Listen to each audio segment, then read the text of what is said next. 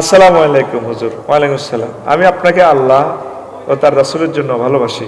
কিছুদিন আগে আপনার এক ভিডিওতে দেখলাম এনায়েতুল্লাহ আব্বাসী হুজুর আপনাকে ভুল বুঝে এডিট করা ভিডিও নিয়ে আপনাকে জুতা পিটার কথা বলেছেন, কিন্তু আপনি এডিটিং করা ভিডিও এর ভুল ধরিয়ে দিয়ে তার সাথে যে বিনয়ী আচরণ করলেন তা দেখে আপনার প্রতি আমার আরো ভালোবাসা বেড়ে গেল।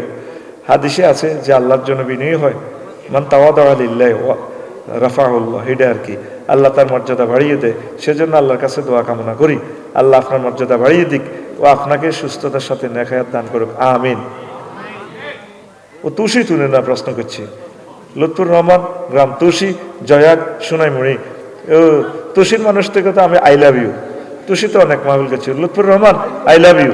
তা আমার বড় ভাই জুতা দিবিষ্ট করছে আর ভালো আর বেটা ডক্টর এনায়েতুল্লাহ আব্বাসী সাহেবের জুতার পিঠা খাওয়ার যোগ্যতাও আমার নাই, উনি অনেক বড় আলেম, উনি তো ভুল ইনফরমেশন পাইছে। আল্লাহ আমার এনায়েতুল্লাহ আব্বাসী সাহেবকে নেখায়াত দাও।